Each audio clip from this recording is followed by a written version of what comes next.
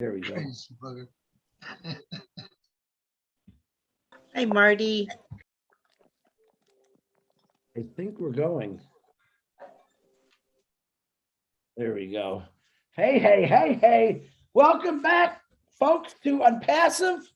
Oh, bless. This is the 1 millionth, 955th. I don't know. We're up there for Oh, bless. We've been doing these things nonstop. It feels like a million. I want to do 100 million more. I want to welcome you all to the Oh, bless show. It's always wonderful to see the same faces and some new faces.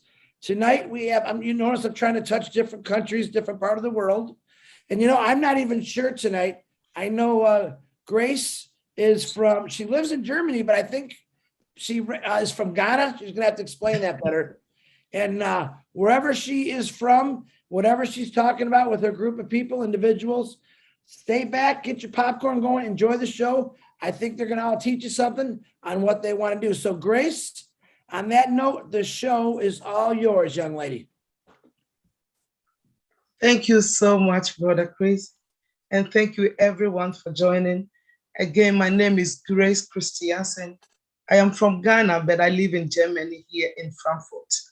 And I'm here with my team today to present what we have for the Ghanaian community in abroad and also back home, because we came to Unpassive and we saw the opportunity, and it's really amazing and it's helpful. I know we can help a lot of people. So me and my team, we planned to do something for the mankind, to also help mankind. So that is why we are here today. My voice is not so good today. I'm sorry, I'm not feeling well. But I'll first introduce Anita to bring what we have, because we are team. So we did all together. So I have about 5 people. Don't get bored. It's going to be really amazing. Thank you so much for having me today. Anita, please go ahead.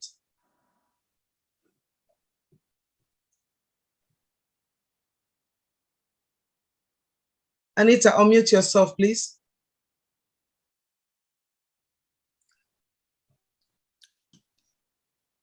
Okay, there was a little bit of a delay. I'm not too sure if it was just on my end, but I believe you did say my name, Anita. My name is Anita Aboa J.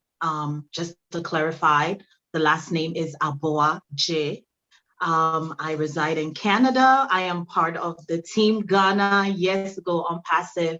And today I am here to bring you a presentation about the things that we would like to do for Ghanaians abroad, as well as Ghanaians back home. So the first thing that I would like to talk about today is affordable housing in Ghana. And it's an urgent concern despite the growing in the economy. Income failure, such as people not being able to have wide range of jobs available to them. So we decided to include affordable housing on our list of things that we would like to include on our OBLESS. There is a huge housing shortage, a lot of homelessness, especially with people migrating from the rural part of Ghana into the main cities. So it is very crowded in our main city, which is Accra, Ghana. So this is why we want to attempt attacking this crisis and create a housing program that will be long-term and help especially working women as well as men in various households and better living acceptable conditions. So right from affordable housing, I will move on to technology. And I want to talk about what Unpassive is doing when it comes to artificial intelligence, as well as how Ghana has developed in terms of technology. Technology has produced an increase in I'll say, increase in income and wages in the past 10 years in Ghana. And we see that it is growing rapidly, and development is also improving in those areas. Aside from that, the internet has created a very wide availability to people creating outside incomes for themselves, especially with YouTube and Facebook now available. So basically what I'm trying to say in a short form is it will be a big boom for OnPassive to be able to tap into the technology development in Ghana, because it is going to be the next big boom. So why not make ourselves one of the household names when it comes to technology in that part of Ghana? That is technology. The third thing that I would like to talk about today is financial education. So a lot of us know, even here in the West, financial education is not something that we are really familiar with. You hardly get to learn about finances, even with master's degrees and tons of university or whatever. You just never get to learn about your financial education. So we would like to tap into that and help teaching ways to manage our finances, sharing available resources to our peers and citizens, improving in the part of employment when it comes to financial aids and resources, and also help them write resumes to connect with various internships and different experiences in the workplace. Aside from that, we will also like to do small business startups. That is all part of the financial market, and help small businesses attain a business startup for themselves. And we believe that this will make life more manageable and more easier for various groups of people. I'm going to add rural Ghanaians face a lot of challenges when it comes to accessing quality education. It is also another thing on our list due to so many families focusing on the things that we have on the land, like the materials that are available, especially when it comes to like fishing and farming. Majority of families tend to focus on making sure that your children are part of their businesses. So it just makes it very hard for kids to go to school, especially in rural Ghana. And with this, it's because of incomes that are not available for these families. So what they would do is they rather send their children to work so they can make money to support the families. So due to that factor, we also want to implement education and building school infrastructures for young children that are not able to receive the best education that they need to advance in life and just to be better citizens in their community. So we want to help in supporting education initiatives, as well as infrastructure that will include renovating various schools that are already been built, or helping classrooms and supporting teachers with basic foundations that will help them to be more knowledgeable to help these children and their futures. Aside from that, we want to give every child an opportunity to be able to just have that opportunity to say, you know what, at least I got a chance to be educated, and now it's up to me to take that to, greater means or greater ends. So we believe that it's very, very important, especially education. And this is something that Oh Bless Ghana will be able to help focus primarily in that area when it comes to schools for kids. So I'm going to pass the microphone over to the next person in line. I hope my presentation was clear. If you do have any questions for me, I will be more than happy to answer them after the presentation. Thank you. Wonderful, Anita. Go ahead. It's your show, Grace. You run it. All right. Well, Mina, please, can you unmute yourself? Thank you. My voice. Hi everyone. This is Wilhelmina. Hello. Hi, we can hear you. We can hear you. Please go ahead. Yeah. Hi, good evening, everyone. This is Wilhelmine. I'm from the US, and I am presenting myself to Oblast because, as my sister already said, I am in with this Oblast and on passive to present to you guys, everybody here, about drainage system. The drainage system in Ghana is very, very poor. It happens, it goes up and it comes back. In a way that when it's rain, we all know when it rains everywhere, sometimes it flooded. But our drainage system is not that good. So we will help out by giving us a good drainage system. So that at least when it rains, it will not flood too much to people's homes. People die from it and bring diseases also. At the same time, we are presenting ourselves to help Ghana bring a good. Can you guys hear me? I think I don't know. Hello? Yeah, we can hear you. Okay. Agriculture and farming project.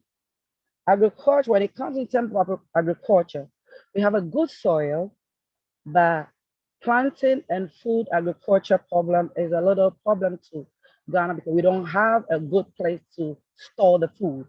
So we lose a lot of fresh food, go waste.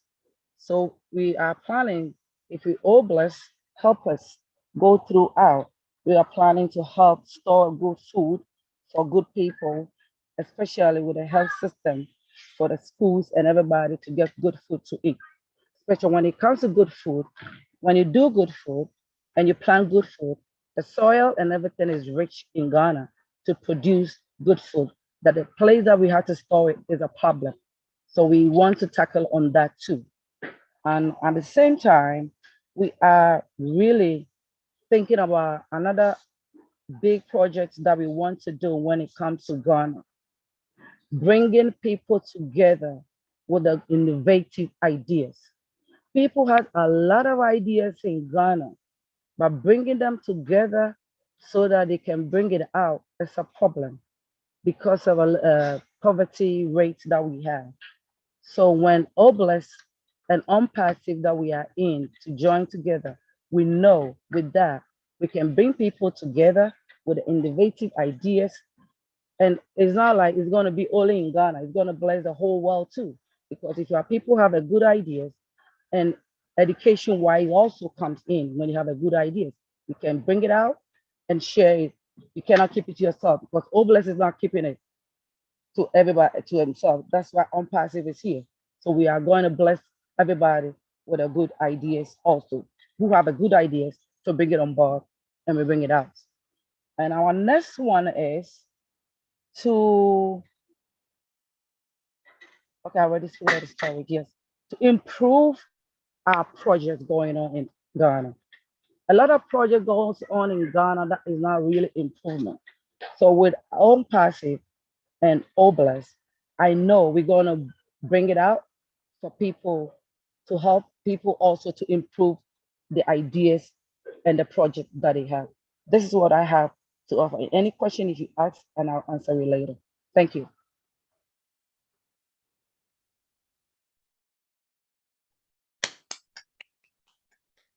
Thank you so much, Balmina. Please, the next on board, it's Frank Amposa. Please, you can go now, please. Thank you. Thank you, Sister Grace, and thank you, everyone. It's wonderful being part of this community, especially the faces. I see everybody smiling.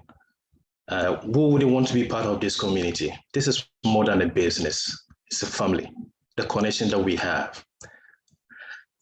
Well, back to Ghana. My name is Frank Amponsa. I'm a Ghanaian, but I live in New York City in the United States. My colleagues have already begun talking about the things that we want to do for our community in Ghana back home.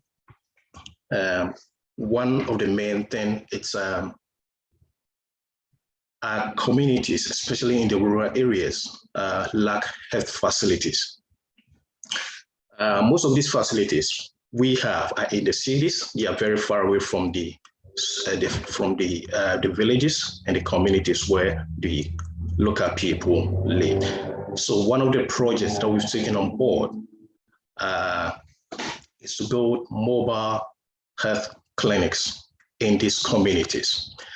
Just imagine a pregnant woman in labor having to walk or travel about 10 miles to the city, to the closest district for medical attention on an unmotorable road. Or just imagine a farmer being bitten by a snake or having an accident and has to be put on a motorbike, travel for about 10 miles to the nearest district for medical care. These are some of the things that we have back home in Ghana. And this is what we want to address, because ONPASSIVE, through OBLESS, has given us the opportunity. One major thing, apart from the health and mobile clinics, is we also want to, in this modern age of computer age, most of our people, our youth, Ghanaians, lack computer knowledge. Some people have not even seen a computer before. What they've seen is virtual, they've seen it online. Although they are computer students, they are learning computer, but they have not seen the computer itself. So we want to make sure that every child going in school have access to a computer. So right from the beginning, they'll have the computer knowledge, to be able to do their research, to be able to get in touch. The world now is a global village through AI. So we think when we're able to empower our youth to become computer, savvy, we'll be able to develop our country or take it to a higher level. One other project that we want to talk about, or we've taken on board, has to do with the agricultural farm project. In Ghana, what we have the soil, like my sister said, we have the land and we have the labor. What we lack is the technical know-how, the machinery and equipment. So this is what we want to help our people with. Our forefathers have been farming for ages, and they've been involved in peasant method of farming using the small cutlass equipment. So even though there are many people, we have the land, we have the resources, the manpower, because we don't do mechanized farming, if I say, we don't have the technical know-how and use the equipment to do large-scale farming. We have the land, but yet we're hungry. If we have the technical know-how and the manpower, we'll be able to do a large-scale farming to feed our people. We wouldn't have to go somewhere for food because we are sitting on a good soil. So these are some of the things we want to do. Another project is to provide storage facilities and then also processing facilities to add value to our products. Most of the farmers, even when they're able to farm and produce, they get to a stage, their product gets rotten because they cannot consume all and they cannot sell everything. So what happened is that, what do they do with the rest? They don't have any facility to process it. They don't have any storage facility. It's not easy to build a silo. It's very difficult when it comes to those things.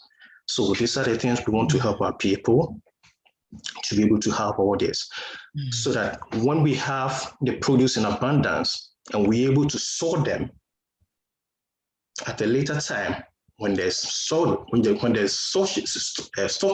shortage, we'll be able to lean on the buffer. And then also, if you're able to process it, we'll add value to it, and that's going to last for a longer period, and our people will be more sufficient. I believe this is what I want to talk about. I'll leave the rest for my colleagues to take it over. So Mama Grace, over to you. Thank you. Thank you so much, Brother Frank. Thank you. Please, the next online is Mr. Edward. Please, Edward, can you please unmute yourself? Thank you.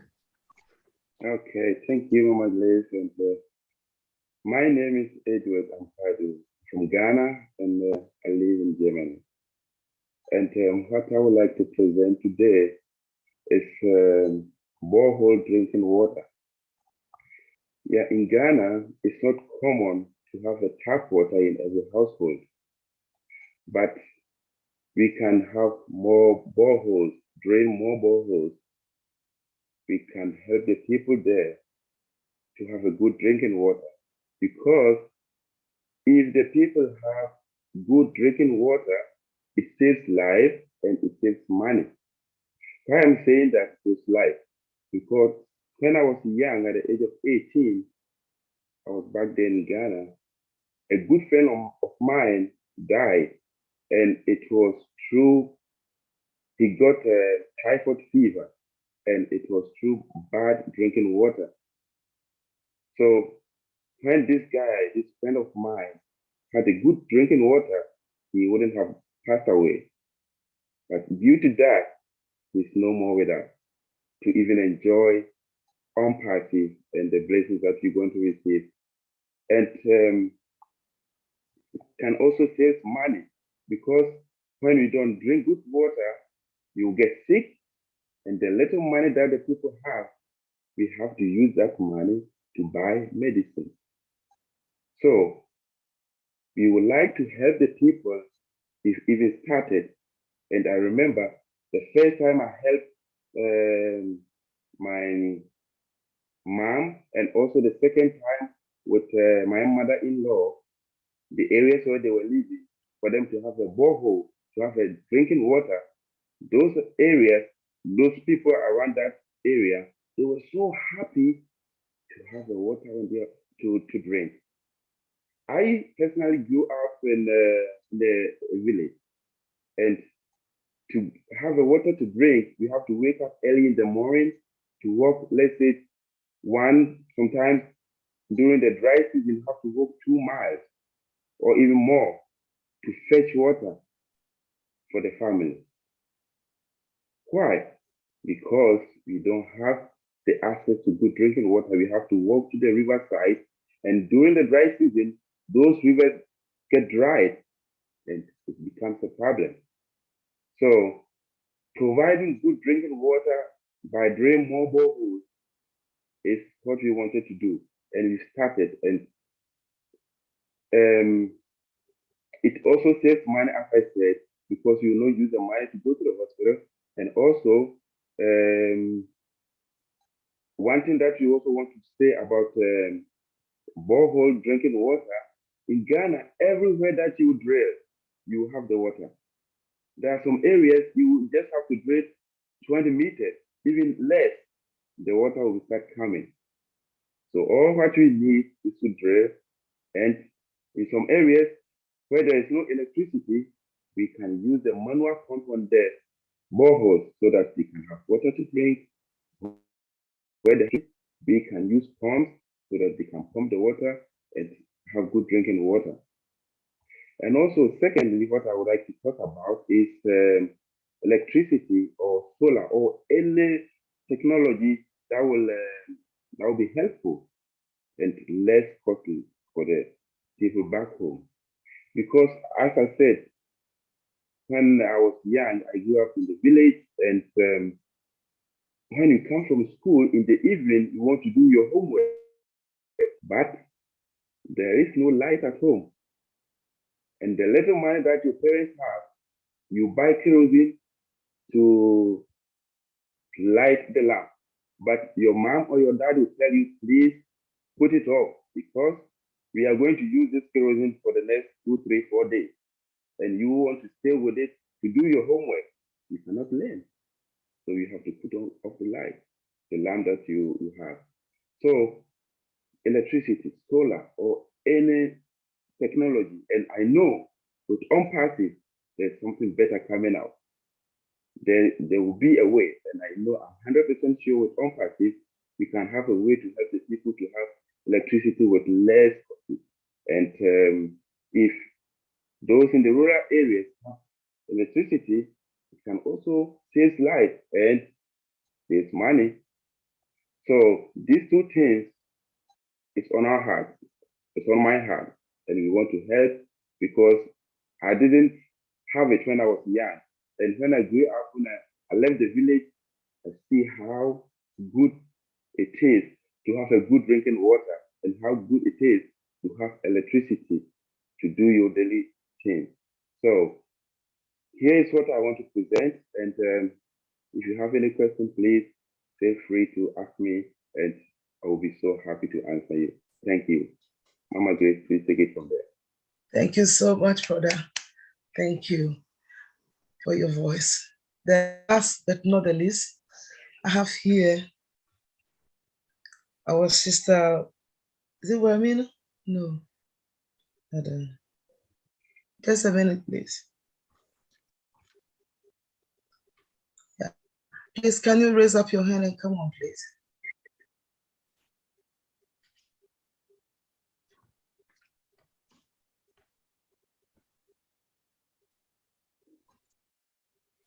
Is it Georgina? And it's supposed to be Laurentia. Laurentia. Hello. Good evening, depending on American time, wherever you are, good day, and God bless you. Thank you for having me on the program. My name is Laurentia Tukwe, and I reside in New York City, US to be specific. And my topic is on prison and then the roads of Ghana. The role of road transport in economic development affects a lot of things in Ghana. Like there are places in Ghana where there are no roads. The roads have, those that have roads too, the roads are very bad, and it's so hard for everybody to be able to move from one place to another. I remember when I was pregnant with my first child, I was going to the hospital and the car had to break down on the road. It was so difficult for me. So from that time, I started developing interest in the roads in Ghana, thinking of how I would be able to help. So when I heard about OnPassive, the very thing that gingered me or encouraged me to be part of it was the Old Bless, which helps to help the poor and needy and to eradicate so many things in the society. So I thought about the roads. Like, let's say a place from here to Maryland will take you about 3 to 4 hours. But in Ghana, it can take you like 16 hours. There was a time even when there was a car traveling from Accra to Kumasi, and on the road, it had rained that day. It was still raining by then. A friend had called me to say something to me. Immediately, he stopped to talk to me. The bridge in front of him collapsed. This was a scary situation. So I think the roads in Ghana needs to be developed to prevent accidents, and then to help the farmers to be able to transport their goods from the rural areas from the villages to the rural areas, so that they can also be making money. Like my brothers and sisters said in their earlier messages, we realize that the farmers produce, but their products are not able to get to the right people for them to make money. So at the end of the day, the loans that they collect from the banks and other places becomes wasted. They are not able to repay their money due to the lack of transportation from one place to another. So if all blessed come like happen to be launched, my prayer is that we will think about the roads in Ghana to help the rural area and the villages to be able to send their stuff to the cities in order for them also to make a little money out of it. And then secondly, I realized that even when people have to go to work, and the roads are not good. It takes longer time for them to be able to move from their houses to the job places in order to be efficient. Sometimes the stress of being on the roadside, the road being bad, making the car slow and other things makes it hard for them to get to their destinations on time. So these are some of the things that I really want us to look into. And then looking at development, whenever the roads are bad, it affects development also. There are places that the cars cannot go and come back in the same day, because when one car leaves, because of the bad road, another car can come to the village or something. So it has to take like 24 hours before another car can move. And these are some of the things that affect the people of Ghana. So it's my prayer that the board will look into it and then be supportive when it comes to developing the streets of Ghana. And then when it comes to like, give me 1 minute. When it comes to like the infrastructure situation, improving physical accessibility and all other things are also a problem. This transportation system prevents the enhancement of mobility, and it doesn't improve any welfare. But once the roads are developed, there will be improvement in welfare, there will be improvement in mobility, and there will be improvement in development, and production will also increase. And then I want to talk about the prison system also. The prison system in Ghana is so bad, it's so terrible. Some people are in prison not because of what they did. Some have been accused of wrong stuff, but they are in the prison. But this situation whereby they put all of them together and then punish them in a way that tortures them and then give them mental problems because of the way they are packed in one room. Like in one single room, you can have like thousands of people sleeping. Like you can't even turn, you cannot move, you cannot do anything. They use the bathroom in the place where they sleep. They eat where they sleep. They do everything at where they sleep. And it becomes very difficult. They are not being taught on what they can do to prevent them from doing bad things, but rather they take them as punishment and punish them uncontrollably, giving them slaps and punishing them from not giving them food. Sometimes they go without taking even a bath. They don't train them on what to do in order for them to be able to develop themselves, to go out there and to become a better person. And this becomes like a torture on their brains, and it affects them when they come out. I know one person who was very innocent about the situation that he was taken into prison for. But at the end of the day, when he came out, he became mentally retarded. He wasn't able to function again. At the long run, this person died. And after he died, they realized that whatever accusation that they had on him wasn't what he did. So I think we have to come up with something good that will help the prisoners to get a little training so that when they come out, they'll be able to be a better person or people, and then be able to do something like train them to be able to write their GEDs, go to school, even in the prison, a little education here and there, like carpentry, sewing, or farming or something, that they'll be able to have something when they come out. So these are some of the things that I looked into. The prison system is very bad. They don't have bathrooms, they don't have good food, they don't have proper care, and the structure there is terrible. Everything smells in there, and like they get whenever there's a pandemic like this COVID, everybody in the prison will not be able to survive due to the way they are being handled and the way everything is crowded around them. So I think we have to do something to develop the prison system in order for them to come out as successful people, in order for them to know that they can do something better for themselves without going to jail again. Thank you. Thank you so much, Sister Laurentia. Friends, this is what we are going through in Ghana, and it's my heart desire. Actually, some of us are already doing this project already, but as soon as we learn to the public, we have teamed up for our own self. What as Mofari is going to bless us with, we're going to use that one also to bless our nation, Ghana. I can't talk so much. Anytime I talk about this, I'm so sad. Thank you. Pastor Chris, can you please? Well, Grace, I definitely see the emotions right now in you. I also heard the emotions of, I'm gonna say your family working for Ghana. And this is why we're doing this, to not only bring awareness to every part of the world, but the people that want to help their countries. You guys and gals pretty much covered every point there was. And if anyone, I commend all of you because it was excellent. And Grace, I hope you feel better.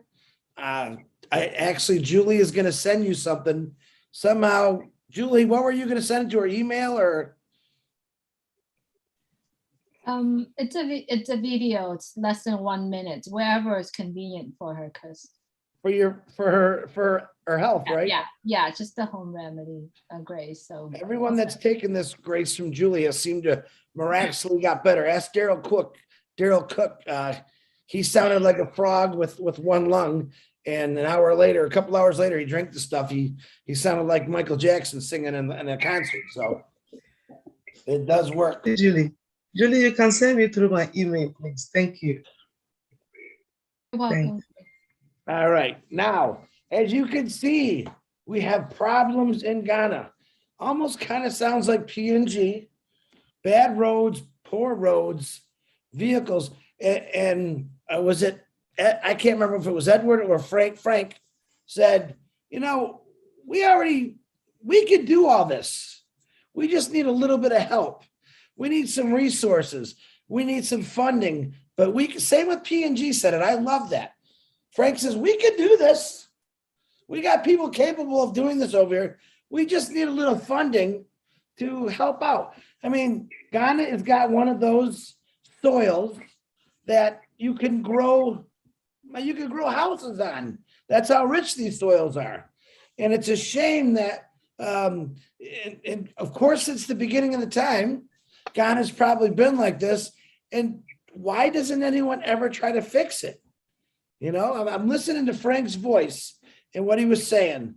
And we just need a little bit of resources, guys. That's it. Well, Frank, I believe Bless is definitely going to come in there and get you those resources. I think that, once we launch and once we really see what happens, which I think is going to be great, we're going to have a lot of help for a lot of different people for those situations. And to be honest, the things that you guys are bringing up are really not that, it's not something that you got to really think about. It's just a little bit of engineering, get the money to the right place, get the materials, and you're all set. The people are there. Like you said, oh, look at this. Mr. Mike Ellis has his hand up. Mike, you want to unmute yourself and go ahead, buddy?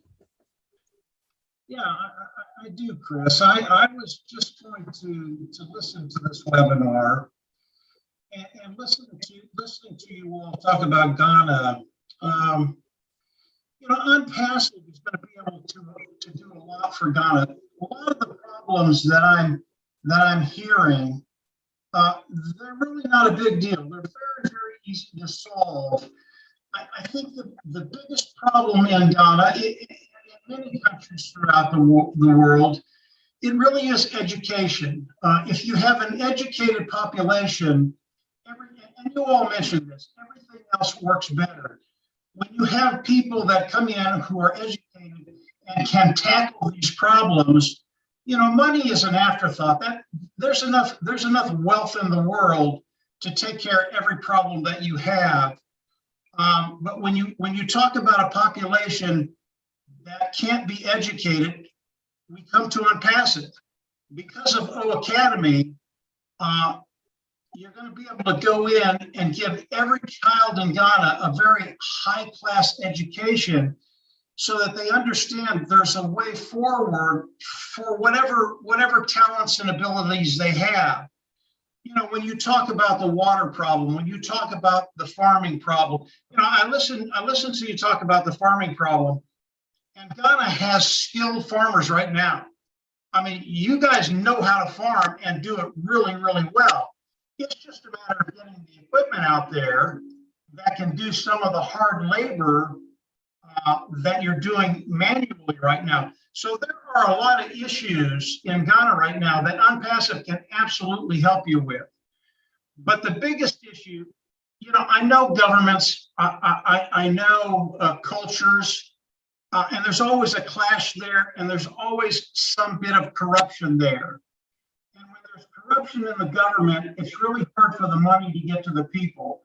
And that's why you have to kind of segregate again away from the government and start tackling these problems on your own. OnPassive can do a lot of things to help Ghana and the people of Ghana. But in the end, the people of Ghana have to stand up and take responsibility to do some of these things, even though we can bring in the finances for all of that. And that's a process. It doesn't happen overnight. I know Ghana is primarily, not primarily, but over 50% a Christian country. There are Muslims in there and some other things in there. The Christian community, if they can come at these problems in love, bringing people in to solve these problems, OnPassive can do a great deal for that effort to take care of some of these problems. Some of them are political. They just are. When you talk about the prison, that's a political thing.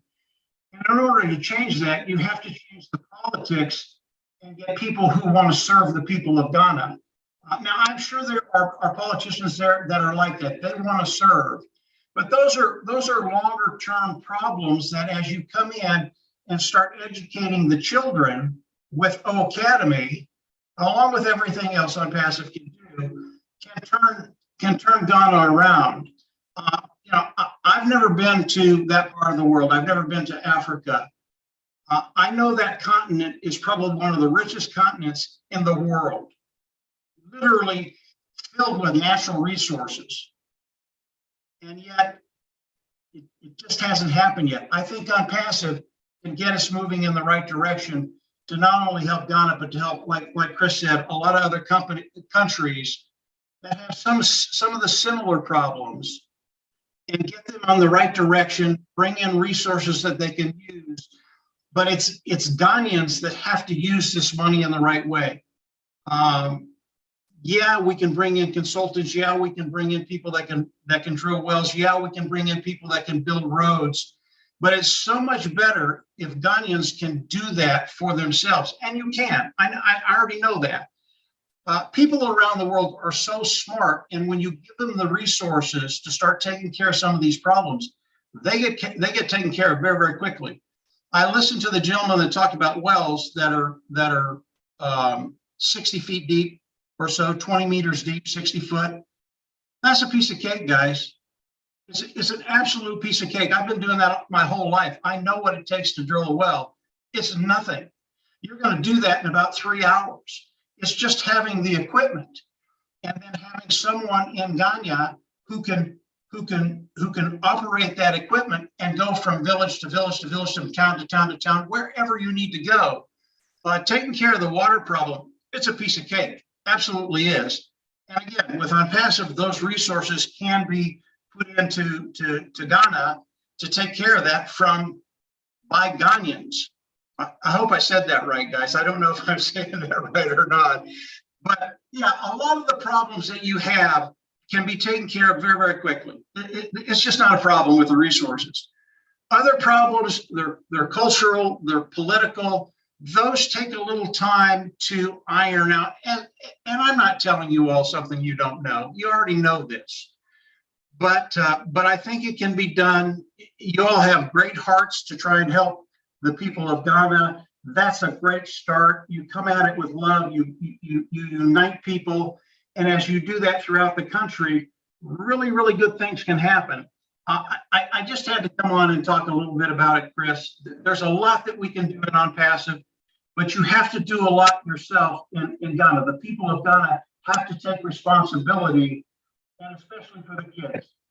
Take care of the kids, educate the kids. We have a way to do that, and it's very, very inexpensive. And if we can do that over a generation, now Ghana becomes a powerhouse in that part of the world because the population is educated. They know what to do. They know how to do it. And as that happens throughout the country, it's a beautiful thing to watch. So hopefully I made some sense, guys. I had to come on and say something. You all talk with such passion, and there is hope out there. Unpassive is one of those things that can help you, but it's more than that. It's more than that. It really is uniting people, bringing them together, and starting to move in the same direction. So it probably didn't help today, but Unpassive in the future we'll put together resources. That's not a problem for Unpassive, believe me. And then the real work starts. So hopefully that made sense. Go ahead, Chris. Absolutely, Mike, very good. Thank you for speaking, Mike. Mike, just to let you know, your microphone was going in and we can hear you, but it was like you were running up to the camera and running back to the back of the room. That's what it sounded like to me. I don't know if anyone else heard that. Yeah, now it's perfect. Yeah, now, and I didn't want to, you were No, talking with you should have authority. I didn't want to interrupt you. Well, you should have interrupted, but I don't even know if they understood what I said. No, I think everyone give me a thumbs up if you understood what Mike was saying, because you were clear, but it sounded like you were running around like in circles, like driving by in the car. Hello, my name is Mike Ellison. That's what it sounded like. I had the wrong mic plugged in. Sorry, guys. You're good. Well, I can go through that again, but I'm not sure I can remember all of it. Here, I'll tell you what you said. You actually the one thing I want to relay, there's a great deal of hope out there. Unpassive is part of that hope, and things will happen as we go into the product launch to the global market, not only for you founders, and you're going to have a lot of apples to help out with these problems too, but with all the founding members, there'll be plenty of resources, believe me. Go ahead, Chris. Sorry. One thing they did touch on, every one of you touched on, especially the ladies, about what Mike talked about, is teaching the younger generation. You know, every one of you made that point about educating the younger generation, which really is the key to success to the rest of the world. I mean, us old guys, we talk about it. We want you young kids to, get out there and do a little bit of the work, because we've gone through it. Our jobs is to make it better for you, and your jobs is to make it better for the next generation. So the more we educate our youngsters, and I'm saying young kids from an early age is a great thing. So, but education is a key to many successes. If we can pass these great things down to these kids, no matter what country you live in, kids are like sponges. They hear everything and they learn everything. So it is a great thing. But Michael, once again, thank you very much for talking. I appreciate you. Well, we got some hands up here. All right, Miss Julie Wen, go ahead and unmute yourself. Hi, hello everyone. Sorry, Chris, I did not notice I put my hand up, but I'm gonna say it, that our CEO, Mr. Ash Mufarad, has created Unpassive, I believe, for the younger generations, for the future. So I believe education is something that is the core of the next generations. I'm so glad that all of our friends from Ghana, from all over the world, that talk about Ghana, and we appreciate that you are bringing the awareness to all of us about how people are dealing with around the world. I believe if we are completely 100% plugging into Unpassive, as you are passionate about the charities work that you are planning to do, focusing on what Unpassive is creating will eventually making the biggest impact on what you are doing. I believe, all of us know that when Unpassive launched to the world, the values that we are creating, money is no longer a subject. It's how many people that we are all influenced to take part of your projects, to take part of what you are doing. I believe highly that Unpassive, the Academy, all of the products will help with all the projects that we are putting it out. It is now time for us to focusing on bringing that awareness. And thank you, Chris, for bringing all the guests, that bringing up awareness, not only in the US, not only in Europe, but everywhere around the world.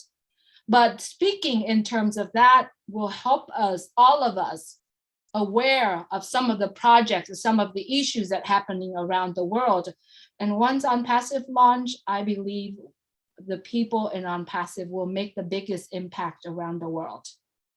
And so let's just do this together. I mean, you know, the people from Ghana will be able to help, and the people that coming from Ghana, or myself coming from Vietnam, will go back and help our own country, as well as what Mike just said.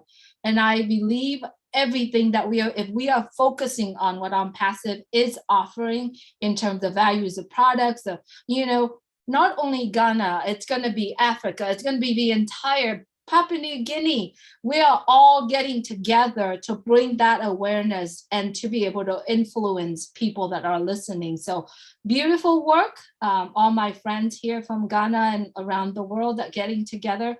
Awesome, awesome work, Chris. Thank you for doing this every week.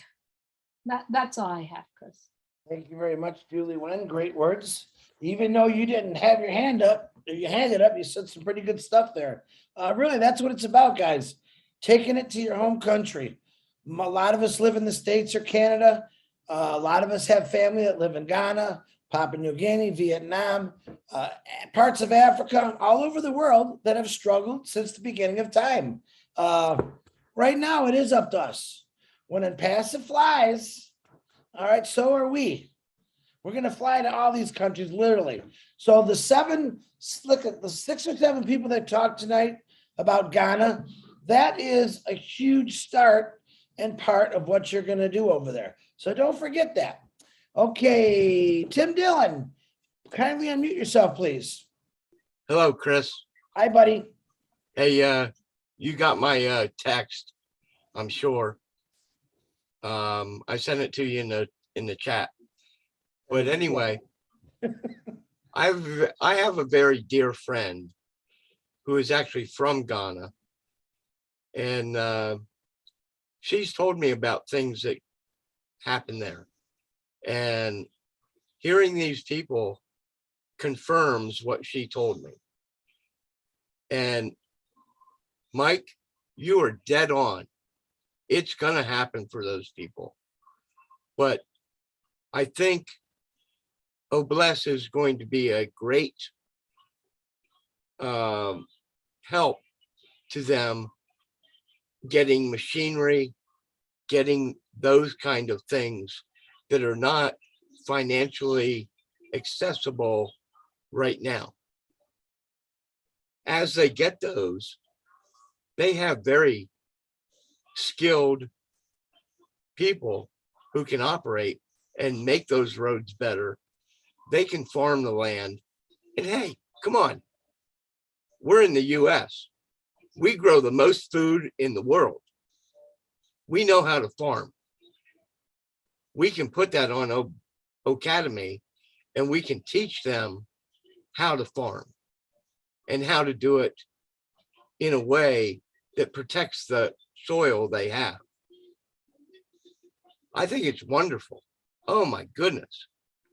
It is such a beautiful thing that could happen across the globe with this information, because as we've said before, you can give someone a fish, but if you teach them, they can have a fish every day.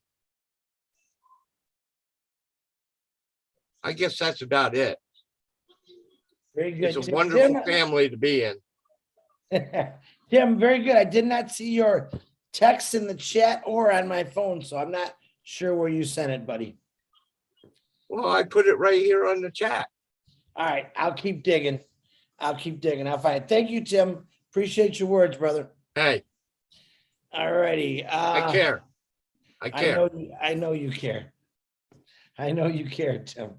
All right, Miss, here's another beautiful sister that I know cares. Gladys, can you please unmute yourself? Thank you so much, Brother Chris. Good evening, everyone. And thank you to the Ghanaian team, Sister Grace and your team. The issues that you shared tonight are issues that we share across Africa. And how beautiful that you have a plan, you have a vision. And this is what OnPassive is. It gives us the ability to dream big. When you dream to tackle issues from all aspects, that's a big dream. You could not really be confident of achieving it before, but because of OBLESS, you are confident. And as Brother Chris has said, when OnPassive flies, we want to fly together. When we begin, when we fly, let's also uplift one another. I am passionate about agriculture because agriculture is the backbone of the economy in Africa. When there is no food, it spirals to so many problems. It leads to diseases, people becoming sick, especially children being malnourished. It leads to lack of finance, causing poverty, especially for the farmers who depend on farming. And as one of the presenters said, it's a shame because Africa, we have the soil, we have the labor, we have the rain, good number of months in a year.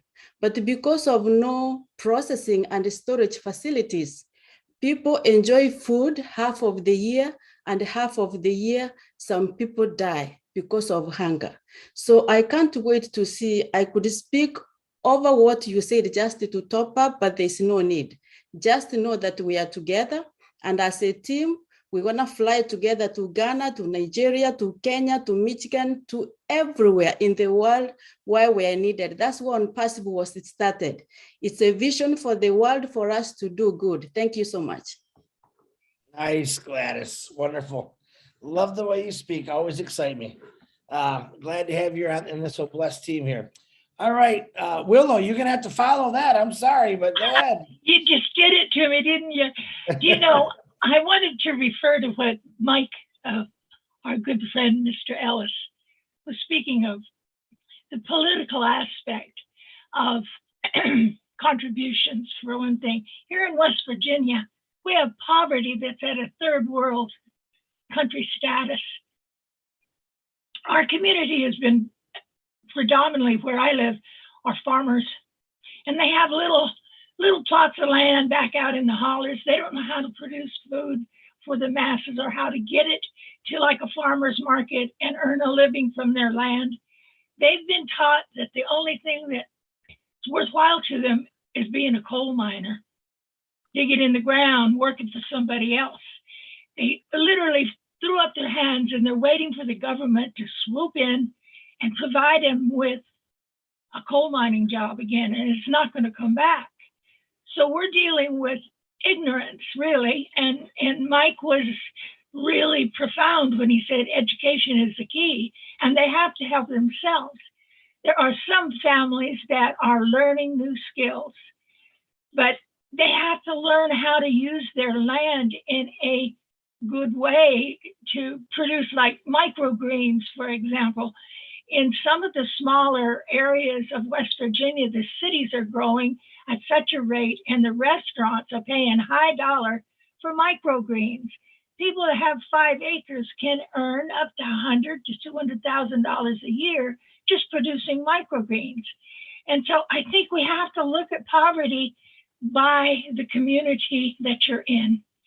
And I'm looking into teaching farmers how to take care of their land. I really think that O Academy is going to open doors for the uneducated here because they don't have shoes to go to school, and they won't send their kids to school. They'll hide them in the back hollers to get them to work, so they'll work for just bare minimum wages at things to get enough food on the table to exist.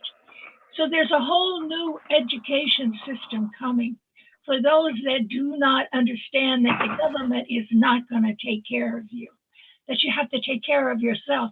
I know that sounds terrible. When I look at Ghana and I look at all the other countries and the water problems here are due to the government and blasting our wells.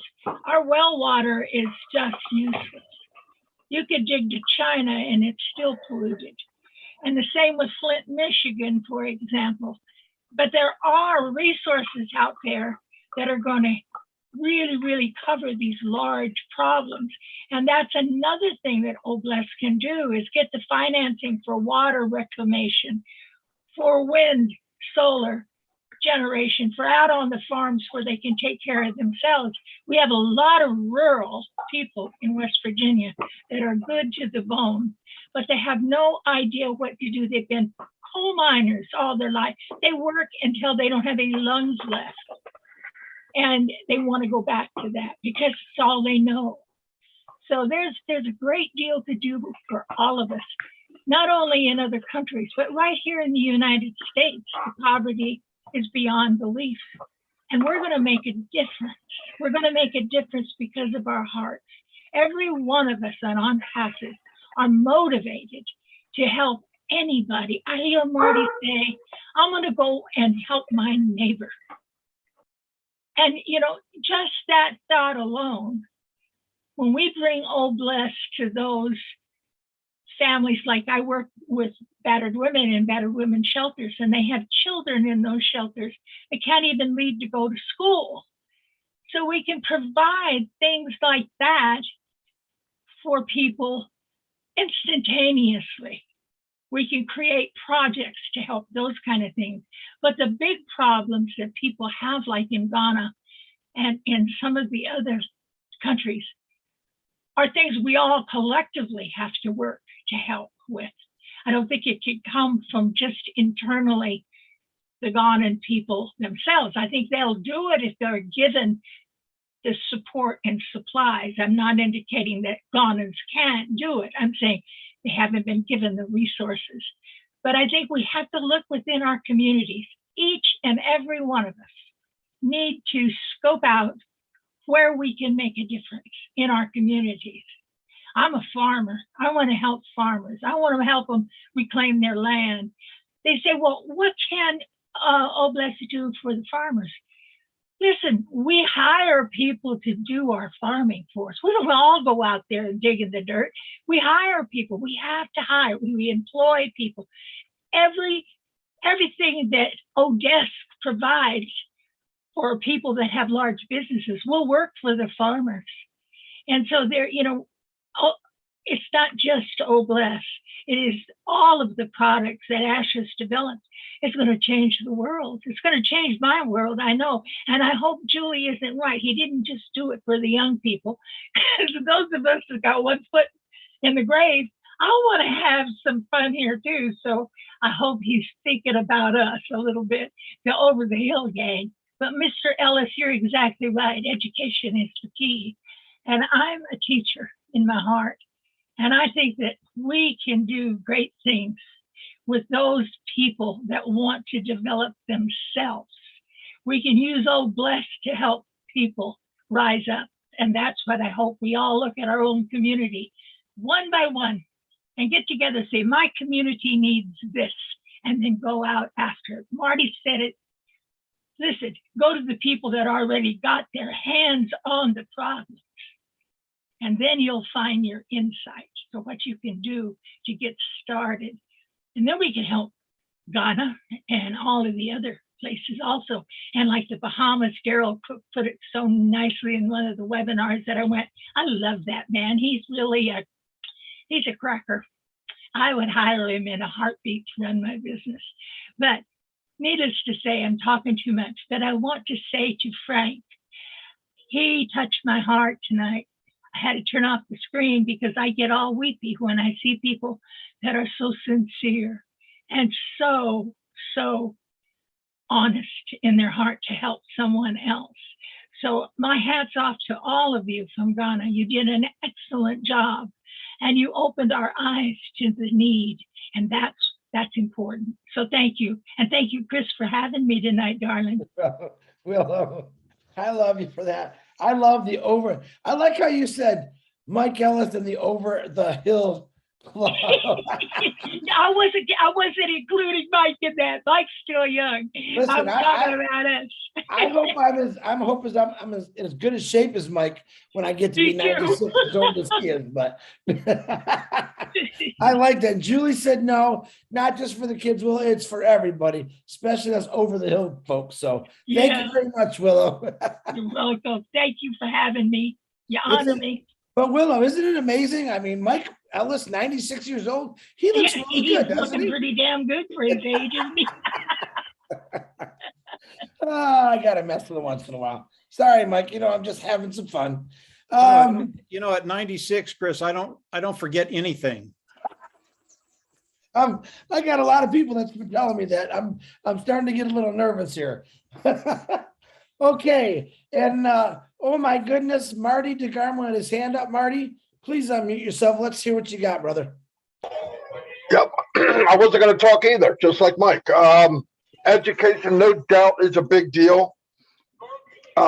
It hurts my soul to see people on the same planet as me living in conditions that people in Ghana are living. The really sad part of Ghana is their national resources are amazing. They have gold, they have diamonds, they have oil, they have lumber, timber, they have oil, they have everything you could imagine. The problem is 99% of the wealth is going to about 1/10 of 1%. And everybody else just crap on them. Now, I believe in education too, but I want to tell you something. And this was brought up many, many times. Willa brought it up again. If you get to the people that know, and I heard people here that know what needs to be done, and you give them the resources, let me tell you something that triggers from blessing somebody. It's contagious. And that little boy and that little girl in Ghana, when they look over and they see all these people working and things are getting better and they see a blessing, they'll never, ever forget it. Ever. No matter what happens, they'll never, ever forget. And it's contagious. And there's a good chance as they get older, they'll do the same. With education, if you can get in and feed the people and give them water, we can work on everything else. Big problem in Ghana right now is migration. All the big industrial countries are pushing everybody to a poor country. They're getting overwhelmed by people migrating there that have nothing. If you go look on the news or anywhere you go, there's these little cities that they built with nothing, a bunch of people living around with nothing, but it can all be done, like Mike said, the wealth in the world, and Ashley Farrell said the same. The wealth is there. We're not creating wealth. We're just going to rake some of them over to a different part of the world. That's all. And if you get it in the right hands, these people that talk tonight, they can aim it at where it needs to go. And let me tell you something, education also changes. In the long term, education will change who's running your country. I'm going to give you an example. 5-10 years ago, Gaddafi was the ruler of Libya. Because of education and internet and people getting educated on what ways, the way things should be, he's no longer on this planet. And it had to do with education. It has to do with what people can know and will know. But feed them, give them water, get the money in the right hands. You don't need to reinvent the wheel. There's people right now working everywhere in this world with nothing, spending 99% of their life helping others. You hand them the resources and they will blow things up. They will make a big impact in this world. And then get them in an education they can afford, because they'll be able to, and get them they start learning that it should not be this way. People expect it when you're born that way, you're raised that way, and you're in this hell year after year after year after year. They don't know any different. But education can take them out of that thought. But how that starts, give them water, give them food, bless them, and they will feel that blessing. And trust me, the blessing will go amongst everybody on the planet as strong as anything else in the world. Trust me, as strong as anything else in the world. And they'll never forget it. But it's a beautiful country. They have some of the most beautiful beaches in the world in Ghana. But what do we see on the news? Sadness, people suffering, and listen, the wealth is there. Passive is a rake. We're going to rake the wealth from other parts and rake it over into Ghana and give it to the people that understand what to do with it. If you give it to them, it will be done. And once you get moving, now you're changing the education. You're changing the way of thought. I don't deserve to be treated this way. It can be better. It's a long road, but it starts with blessing one person, and you do it over and over and over and over, and it'll change the whole world. And we're on a platform that's going to make the biggest impact on the planet ever, ever, ever. Is it going to change everything in one day? No, don't be foolish. But we can change one person every day, times one, a penny a day, 30 days is $5 million, over 5 million. So that's what you do. You just take it one step at a time and put it in the hands of the people that know what to do with it. No, you start fumbling around. Oh, I don't know what to do. You're right, I don't. But there's people there that do. Give them the resources, and this thing will blow up. That's my personal opinion. That's all I got. Holy cow, who is this guy? Marty, great words, brother. I appreciate you for saying that. You always amaze me every time you say something. So thank you very much for speaking. Okan, please unmute yourself. You got to follow Marty. Boy, do I feel sorry for you. Thank you very much. Thank you, Chris. Thank you. God bless you. God bless everybody on the panel. I run a non-profit organization called Good Samaritan World Children Health Organization. And the happy thing that I know that will come out of this Oblaze, that I'm a great member, is because of the people that are members, the founders of this organization. As Mike Ellis and other people said, those of us that live in this country have seen so much money poured into different countries in Africa. Yet, instead of getting better, the situation gets worse. We, as in Oblaze, we're not going to fall for that. We're not going to give fish to anybody. We're going to teach them how to fish. One of the missions of Good Samaritan, at present, 80,000 children die every week in Africa. 80,000. Go to UNICEF, you will see even more than that in some cases. 80,000 children die every week of preventable causes. One of our missions is to end that. And we're not going to end that by handing out things to people. We're going to end that with education. Working in a community, teaching them how to farm, helping them farm and produce so that people can eat. Because one of the major things that kill these children is malnutrition. Poor water system. Simple things of infection like typhoid and malaria. Since we started Good Samaritan, one community sent a letter to me to send them money for food. I told them, no, we don't send money for food. We will send people, we will pay people to clear the farm for you. We will get people to till the soil for you. And we will get people to apply fertilizer in the soil, and we will help you plant and produce. We don't send money to feed anybody, unless it is an emergency, of course. So what Mike has said is so perfect. That's why I'm very happy about Oblaze, because there are so many people of us, so many of us that have had experience that if you just dump money on people, they're not going to do anything, and they're not going to, that money is not going to last them one day.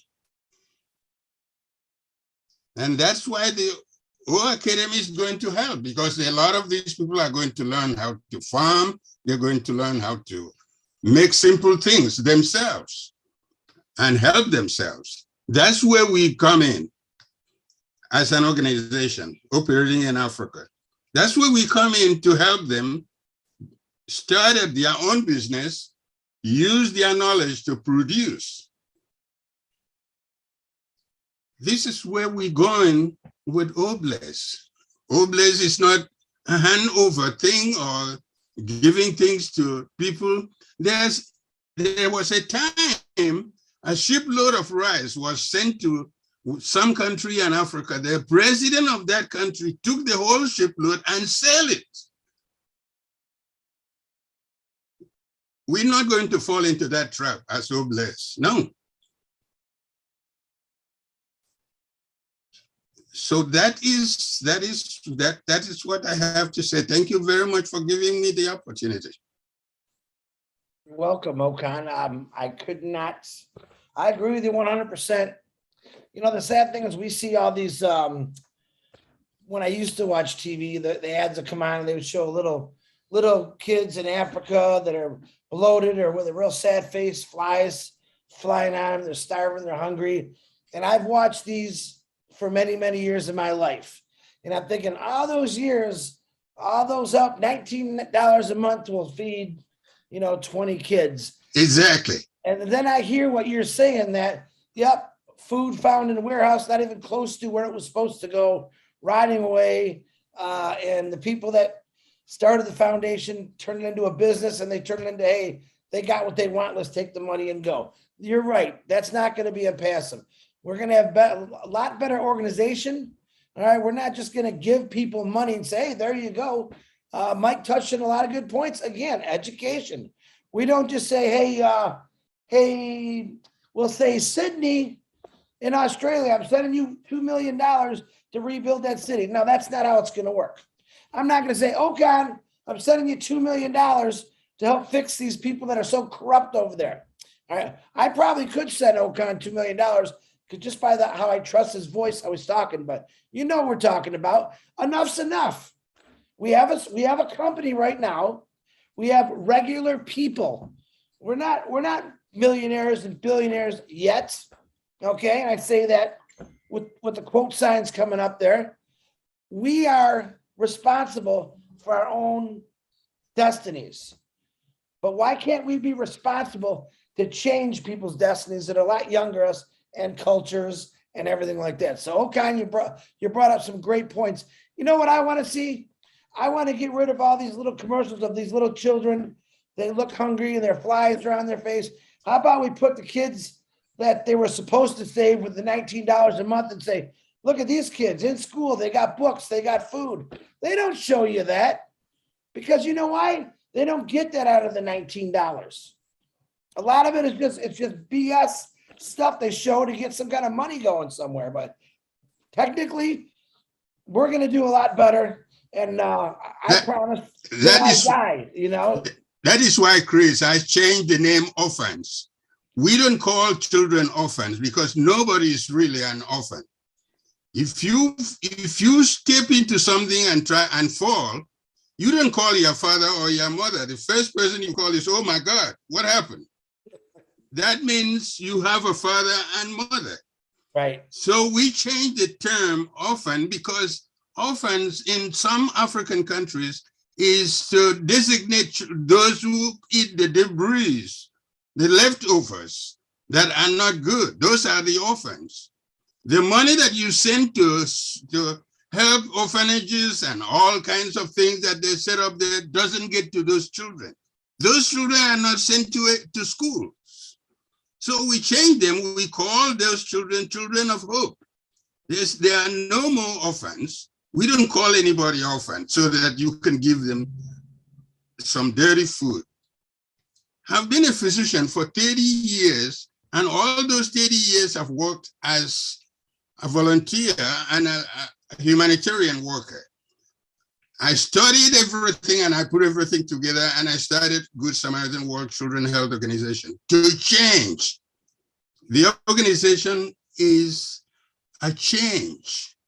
We call it one love because nothing else works but love. There is enough food on this earth for everybody, but some people take all the food and they don't give anybody because they don't have the love to share with anybody else. Absolutely, Okan. So, Okan, I appreciate your words. Okay, guys, we got about 12 hands up and we got about a half hour to go. So I'll try not to talk as much and let's get y'all in. I want to make sure everyone gets heard today. Dr. Benny, please unmute yourself, my queen. Thank you so much, Brother Chris, for giving me this opportunity. Good evening, good morning, good afternoon to my brothers and sisters here. I want to take this special moment to thank all our Ghanaians, excellent thoughts, excellent presenters. Because of what you guys have noticed, what has happened or what is happening in Ghana. To tell you the truth, it is happening all over the globe, especially in Africa. And what I have noticed is that the president controls everything in all over the globe. I'm talking about Africa. So my question is this: with all the projects that I have noticed that Ghanaians have, I'm wondering why nothing is changing with all the projects. Now, what I noticed about, or what I heard about education, as everyone knows that it is very important, especially for our children. Education is the key to success. Without education, to me, I am nothing. To be good is not good enough. You have to exceed expectation. So these children, they will need this education. They will need the school, right? They will need food, water, and everything. So do you think that, Obless, we do understand that because of our CEO, we have Obless, we have Academy. Now, do you think that with the resources that we have, do you think the government will allow you to build, let me say, the prison, build schools to our children? It's my own question, please. Anybody want to answer that question? Mike Ellis, you look like you're thinking real hard on that one right there. What do you think? You know, when you start talking about politics and culture, especially in this world, there's so much corruption around. And to take care of that corruption, it really takes the whole country to come together, the people, not the politicians, to come in and force change in a peaceful way, not violence, but in a peaceful way. And it's a process. You know, when we talk about education, you don't need a school to educate children. Can we get a ton of computers in Ghana? Absolutely. Can we get them in front of kids? Absolutely. And if you can do that, now we have the Unpassive Academy platform that can educate. How do you educate? I mean, how do the Ghanaian people want to be educated? I don't know. I know supposedly you live in a democratic republic and that the politicians serve the people. But obviously they're not serving very well because there's so much wealth in that country. I mean, it's unbelievable the amount of wealth, not only natural resources, but the wealth in the people of Ghana. We don't need to teach you how to farm. We just need to give you the equipment and teach you how to run the equipment. You already know how to farm. You probably do it as well as anybody around the world. So it's a matter of getting to the people, pushing the government and the corruption out of the way. And then as you educate the population, giving them a way forward politically to change the politics of that country. It's a really, really hard thing to do. I mean, Ash talks about this all the time, that there is a ton of corruption around the world in every country. It doesn't matter where you're at. I believe today that is changing. People are seeing what's happening and they don't like it. and things are changing to actually put the power back in the people's hands and not in government's hands. So it's a process. I think we can help out with feeding, like Marty said, with feeding, giving them water, making sure that you have enough to eat and you have enough to drink. And then from there, education, it will push this, it'll push the society forward. But it's a process. It's not something that can happen overnight. Unfortunately, I wish it could. I wish you could snap your fingers and if there was no corruption, there's enough money in Ghana right now to do everything that you've talked about, everything. And then you add on passive to that, there's more than enough. So it's a difficult topic. It's a difficult problem, but I believe with all the brain power that we have here, that you have in Ghana, there is a way forward to take care of a lot of these problems. Whether it takes a couple of years or it takes a generation, I don't know. I hope it takes a couple of years rather than a generation. And I know that can happen, but it really does take changing hearts. Those individuals that are supposed to serve should serve the people and not their own devices. So it's a tough question, Doctor. It really is. Well, thank you so much. One more thing, I know that we are Africans, right? To tell the truth, I would like to work with all the Africans. I want to, because what I have noticed a lot of things, wrong stuff. I want to control the money to make sure that the money goes to the right direction. If you guys would give me that chance. Thank you. Dr. Benny, that's a whole nother I don't play. Sorry. discussion. I will keep that in mind. That's going to be up to how Ashbafar, how he's designed Noblesse. And boy, let me tell you something.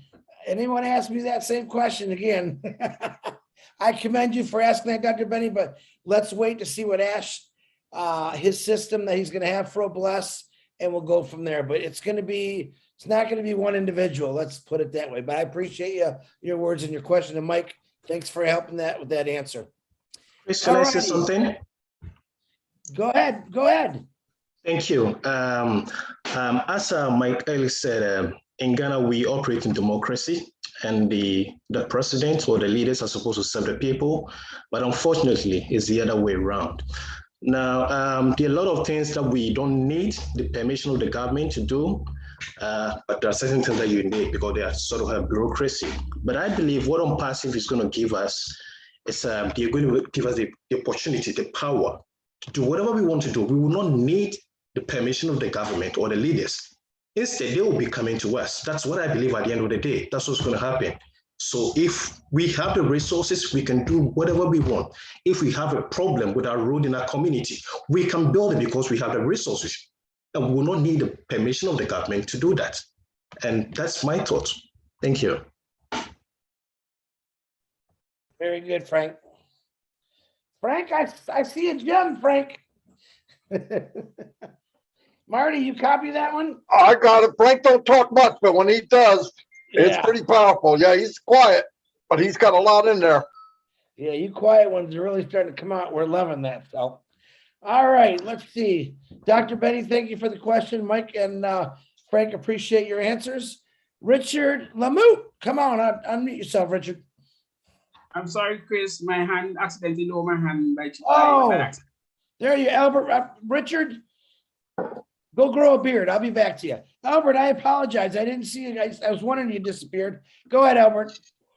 A pleasant good evening, good morning, good night to one and all. Thank you for this opportunity, Chris. Thank you, Marty. I just want to bring a slightly different point of view on the subject tonight. And I want to talk about the Caribbean region. One of the greatest problems we face in the Caribbean region is hurricane. That's one of our greatest challenges, and we cannot get away from it. And over the years that I've been around, I've never heard any of the government, and we have changed government, and I've never heard any of them even suggest a hurricane shelter.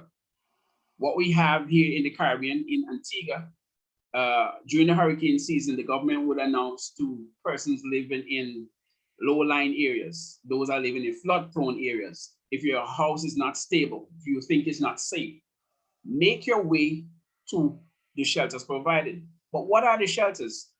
They have a church or a school as an option for people to take temporary shelter in during the hurricane season. Not only that, they then put the burden on the pastors for these churches to then ensure that your facility is worthy to accommodate persons that want to take refuge in the shelters. So myself and the team that we have here in the Caribbean region, one of our first projects that we want to do is to build hurricane shelters. I think it's crazy to think that in the year 2022, we still have big people, parents with kids, going and sleeping into a church or a school during a hurricane season. I mean, should something go wrong, they are at the mercies of the elements waiting for rescue from a church or a school. One of the other things that we want to do is that while persons are in the shelter during the hurricane season, that the food it's responsibility of the founders that are here. We're not going to put that burden on the government. We want to be the one responsible. While they are there, we'll take care of the ration, the food. That's not a problem. In addition to the shelters, while no one is in the shelter during the hurricane season, a lot of times we have spontaneous fires, house fires. People's houses get burned down, they have nowhere to go. The shelters, once again, can come in as a temporary refuge for these persons who are being displaced by a fire until we can get them, back on their feet and organized to go back out into the community. Differently from that, then one of the other things that we want to look at is the hospitals. Now, the islands don't have, a large amount of hospitals like, in the US or the UK. And a lot of times it's limited, one, for space, limited with resources that they may have, stationaries. So these are some of the things that we intend to look at, to give to the hospital a constant supply of stationaries, whatever it is, because they're always running out of this. They don't have that, and it's not right. It's not fair to have patients in the hospital and they cannot get a particular item because the hospital doesn't have it, and for whatever reason, maybe coming from the government. So apart from the hospital, then we give the hospital excess so that they then feed the clinics, because the hospital is responsible, I guess, for the distribution of the resources that they have to the clinics in the nearby villages that we have. So give the hospital enough with the effort that they will share it with the clinics. If that doesn't work that way, then we then go to each clinic and find out what they need and then supply whatever that they need for the clinics to function properly. So there are other major problems that we have, but this is just one that I want to zero in on. And I would just like to ask all the other folks in the Caribbean region who feel the same way that we do here in Antigua and want to join forces with us, feel free to reach out to me or anyone that you may know. So Hey, that we can. Albert. Hey, Albert. Can you hear me? Yes, Chris. Oh, Albert, we were supposed to talk about this next Tuesday, but you brought it up now, and Janet Butler's texting me right now. They actually have something, they have this already happened in place, and she would like to know if you would join her with it. And next Tuesday, actually, it's not gonna be next Tuesday, maybe. I'm actually having surgery next Tuesday. I have a hernia I'm getting fixed. So that might get postponed depending how I feel that day. But she, I asked her if she wants to talk about it, join you in there and what they're doing. You guys can get connected and we could talk about this next Tuesday or the following Tuesday after that. Or you guys can do it and I can watch from my hospital bed and watch what's happening. So you get with Janet Butler. She'll get a hold of you. Okay, Albert? All right, man. Appreciate it. Thanks. All right. You're welcome. Thank you. Okay. Richard, my face is smooth as a baby's rear end. Go ahead, buddy. I'm sorry. I love all you beautiful men, women, and children of the world from the bottom of my heart. You know, Mike, you're right. And again, as you notice, I got off a few times because of tears again. Chris, you keep on bringing people that are making me cry. You know, I've seen poverty. I mean, I've seen poverty here in Canada. I've seen it in the US. But Ghana, Africa, PNG. Hi, Nancy. Nice to see you. PNG's in the house. You know, it's sad. It's really sad. Number one, what Oblast has to do is make sure that the people that we want to help are educated on the equipment or whatever is needed to do the job. So Academy comes into there. We supply them the equipment, the seeds, whatever. And then they themselves, and I bet you that all the teenagers in those countries would be very happy to learn how to drill wells and, you know, same with the food. They were saying the food gets spoiled because of lack of transportation. Well, geez, there we go. We supply the transportation. They supply their manpower. They make sure that it gets to the people. So Oblast really is going to be there to give to the people the power of taking care of each other. Forget the governments. They're corrupt. They're gone. We're the correction to that corruption. So we got to make sure that it gets into the hands of the proper people. Like one was saying, I've seen a whole ship being sent to a country, and as you said, the government turned around and sold it instead of giving it to their people. And this is food and everything that we sent with our money over there. We've had Haiti, for example, $36 billion was given to Haiti. Where did it go? I'm not going to say the word, but it went in politics pockets, politicians' pockets. And Haiti is the same way as before that $36 billion was given to them by the world. So we, as OnPassive, have to make sure that if we do have 30 million or 40 million, that it gets in the proper hands, so that the people that need it are the ones that receive it, and they're the ones that can help one another to bring society to what it's supposed to be. We are the correction to that corruption. Thank you very much. I love all of you. Big kiss and big hug to all of you. Thank you for listening to me.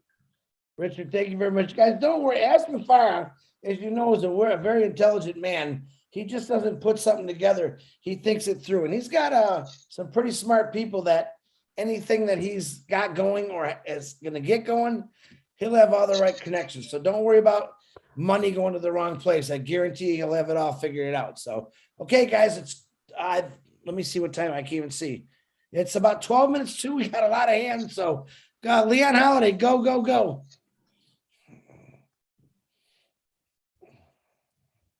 Leon, you there? Yeah, I'm here. All right, go ahead, buddy.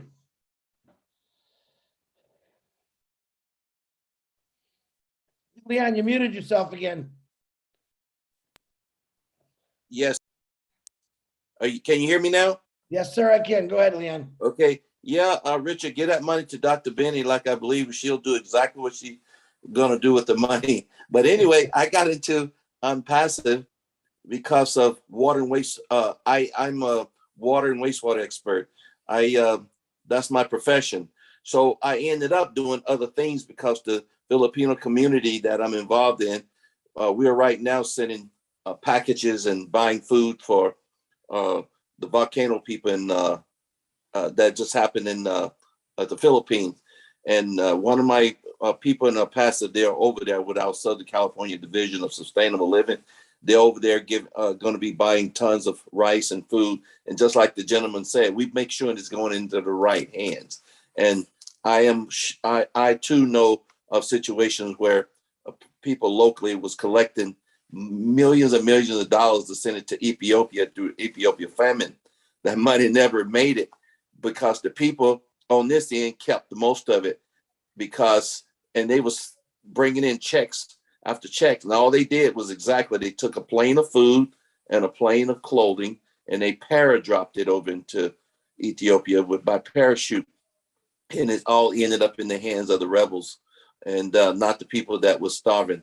And then the people here on this end ended up with the money in their pocket, and the FBI stepped in and they did nothing wrong because they put it right there in their paper. You got to read the paper. They say so much percentage is going there. The rest of it went to their pocket.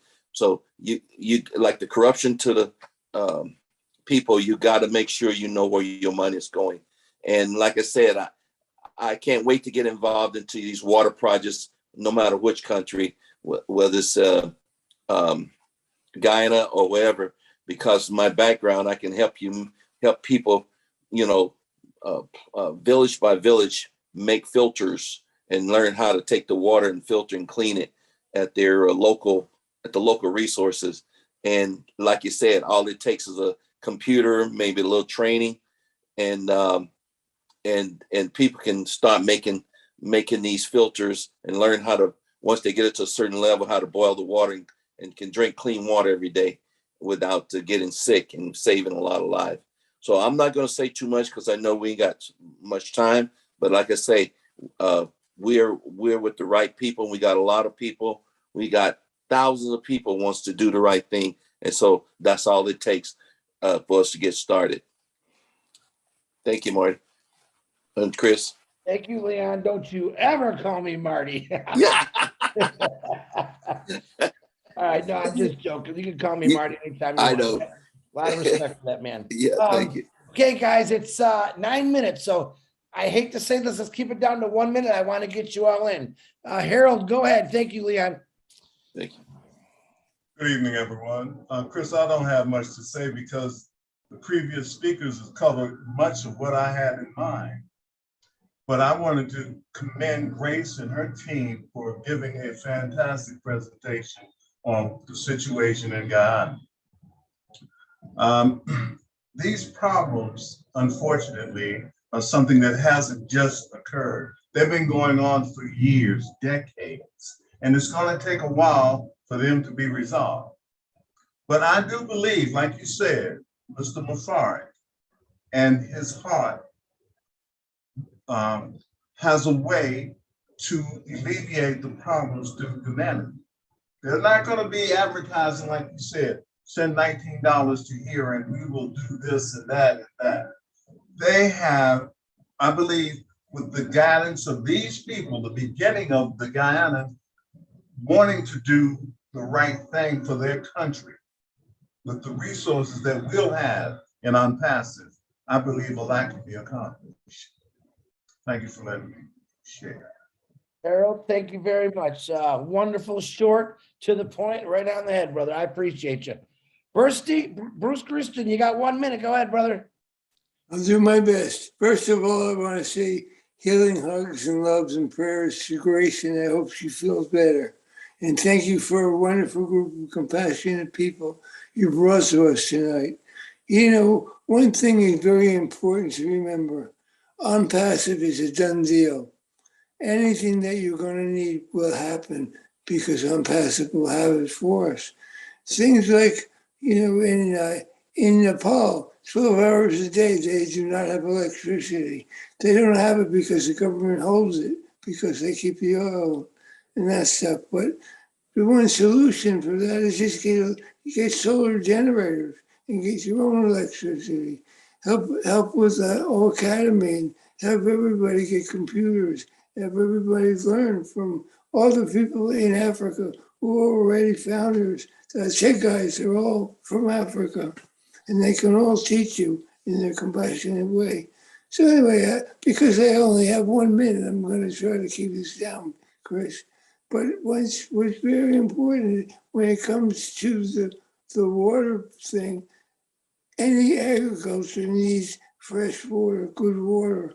So it's very important to make sure that you have proper irrigation and proper filtering of that water so that you don't get the cholera that the floods cause all the time, because that's a dangerous thing in all of Africa.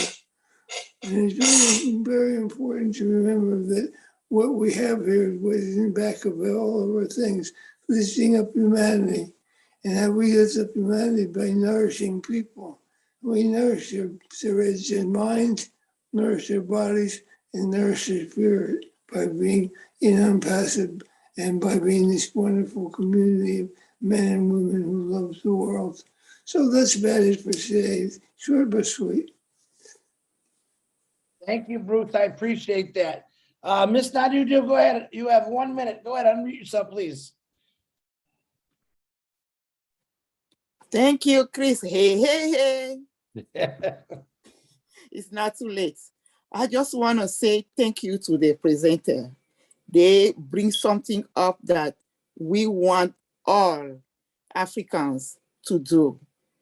I was in a project in Ghana back in the days, in the 90s. This is now what the Ghanaian want. But because we have the project and the financing had to go to do something like building public toilets at the beach.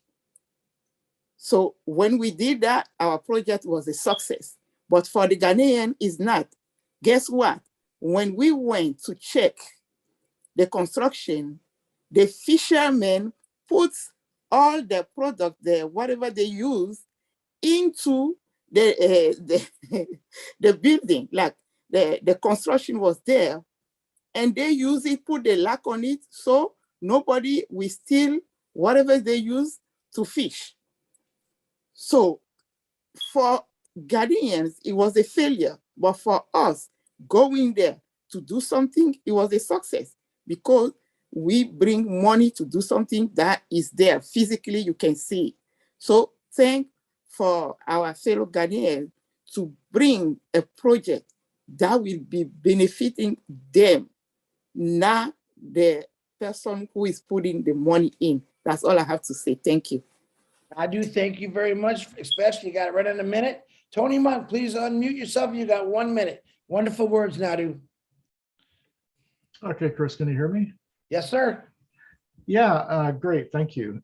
Thanks for the opportunity. I know there's 5 hands up, so I'm going to make it as quickly as possible because I have consideration. I believe governments in a lot of these countries deliberately keep their people uneducated. Why do they do that? So the people don't have the intelligence to fight back. Think about the in the U.S. and in America when the white people had slaves in America. If you were caught reading a book when you were a slave, you were punished. Okay, you were severely punished. So what happened? African Americans started to become educated. Once they became educated, they became judges, lawyers, people of authority. And that stopped all that stuff. So I believe that education is extremely important. Mike Ellis brought it up earlier, so did Marty, and it hit a nerve with me. Education is knowledge, and knowledge is key. And that's what we need to teach the next generation in a lot of these countries. We need to bring a system that's going to educate them to alleviate a lot of this poverty that's going on. So that's all I have to say. Thank you. Thank you very much, Tony. Nice words. I agree with you completely about keeping people down. We're going to change that. Jake Fish, you got 1 minute. Please unmute yourself. Hello, everyone. Thanks. Feline and I were speaking tonight. She's the builder, and she can push out 5,000 small buildings and grow houses a week with her providers. The thing that we're speaking of is building micro communities and spreading them out, and so they're completely self-sufficient. You could have farms in a box, if you would, for growing vegetables and produce year-round. And you could have schools, hospitals or whatever, and just have a bunch of these micro communities so we can spread people out so they don't get oversaturated. And that way in the school classrooms, you can have smaller classes, and people would be educated, a lot better in smaller classrooms. Also, having micro communities, you can produce jobs to where people are growing their own produce, and this way they have fresh produce and food year round. And in the areas where they have the rich soil, we'll take advantage of that and grow food. But I think we have to spread people out a little bit, make micro communities that are self-sustaining. And that way people are not on top of each other. And that'll take competition down.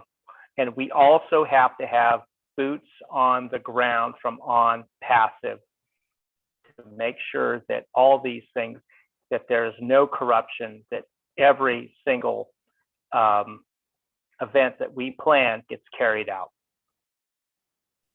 And that's all I have. Absolutely, Jake. Thank you very much. Tom Taylor, please unmute yourself. You have 1 minute. Thank you, Jake. Okay, guys, I want to tackle a subject Chris. of why the way I see it, why there are so many problems in this world and not being tackled the way they should be. And it's one simple word called ignorance. Now, a lot of people see ignorance as an insult or as a negative word in general. I don't. I see ignorance as something perfectly natural because we are always ignorant before we are actually educated about something. And before knowledge, there always will be ignorance with a lot of people. The solution to ignorance is very simple. It is knowledge passed on and usually best achieved via education. The reason I feel this simple truth is worth harping on about is that a lot of problems in life, no matter where or what country, are misunderstood as problems when in fact they are just pure examples of ignorance. Now, we got a lot of fantastic leaders in our group here, and I feel sincerely that if we can overcome this ignorance by setting an example, doing good deeds, whichever course it may be you would like to pursue, that will create a ripple effect. Ripple effect starts, as you know, with one drop in the water, the ripples go out, and eventually the ripples will be getting so big that they may, in some cases, create, in a positive way, create a tsunami. Now, that will create excitement. Any form of good excitement is contagious. And once people see what's going on around them, once people see the results happening, once people see what you guys have started, there will be no stopping us ever. Thank you very much. That's all I got to say today. Keep up the great work. Tom Taylor, I really appreciate how you said that. I didn't know where you were going at first, but that was it's one of the smartest ways I've ever heard ignorance talked about. And I appreciate those words. I think everyone else did too. Tom, thank you for bringing that up. I appreciate you. Okay, might be another beautiful sister, Marie Pendy. Please unmute yourself. Thank you, everyone, for bringing the problem of Ghana, everybody who presented today. I have to say that Ghana is even much better developed than some other African countries, like the country that I'm from. Ours is ravaged with poverty, corruption to the lowest level. So it is a real chronic issue. Marty brought up education. Mike did the same. Dr. Benny brought up the loopholes that we have to get over in order to do something for the people. And somebody else said we can do something without having to go through the government, which is all true. Because of the level of corruption all the way to the top, even the things that we do that we don't have to go through the government, it will be looked at as jealousness by the government, and they'll find a way to destroy or sell or stop the progress. So there have to be some kind of oversight monitoring that if you give something for the people, it should be maintained and monitored by outsiders so that the people who are intended to have the benefit should reap the benefit. That's how chronic, especially my country, Cameroon, is. So thank you. It's a problem that is all over most African country, and my country, I think, is the worst. So thank you. We are going to be leaders to lead this charge and change the world through education for our younger generation. That's all I have to say. Thank you, my sister Marie. Beautiful word. Engineer Mike, I know you have an answer to Dr. Benny's question. Go ahead, brother. You got 1 minute. Mike, you got 27 seconds. Good evening, everybody, all our leaders. Yeah, thank you for the Ghanaian team for bringing this up. It is a canker worm in Africa, corruption. Everybody knows that. It's not something to be hiding or to say no to it. So, but we have to say no to it, standing up and saying that UNPASIF is the answer to that problem, which is corruption. So we are the correction to corruption. So I just want to say something here because I happen to work in the road construction as a road construction engineer in so many countries in Africa some years back. So these countries, how it was coming is people make donations internationally and send for us to do the road constructions. So when the money comes, the government, I don't know how they partition it, but at the end of the day, we don't get the payments for the workers. So what I came up with an idea with a team of people after brainstorming, some of the part of the solution to it was, I told the people who were the top leadership people, I say, oh, I'm just a small guy. You people are the big people. What you need to do is to make these donors send this money to their various embassies. For instance, if people are in the United States, they contribute money for road construction in some particular place X in Africa, let that money pass through the American embassy in place X country. So when it goes to the embassy, it has that leverage, it has that pride, it has that power. The money has some strength that nobody can go into that money to deepen into it. And that is how during the days, in the place of 3, 4, 5 years projects that were all aligned, we had to finish those projects because the money was coming to the embassies and the people were being paid and everything was being sorted out. So I just, like I say, let's put it, if we have projects, put these projects to our various embassies. They can intervene for us and they can be the project managers for the project and everything will be smooth. That's one part of the policy, the solution to the problem that we have concerning corruption in Africa. I was working in the road construction some years ago, and that was the solution we used. Thank you, Chris. Thank you, Michael. Thank you for waiting also. Very good words, Mike. I love that. Merthlin, you got 1 minute. Please unmute yourself. Good evening, everyone. Thank you to the wonderful presenters tonight. Chris, I don't have much to say, but I was enlightened. I would like to be on that team with Janet Butler and the guy Albert Reed from Antigua, because we have the same problem. Albert Reed is my neighboring island, Antigua and Nevis. So I would like to work on them with that project. Okay, do you have Janet Butler's information or Facebook? No. All right, she's probably listening. I think she's listening.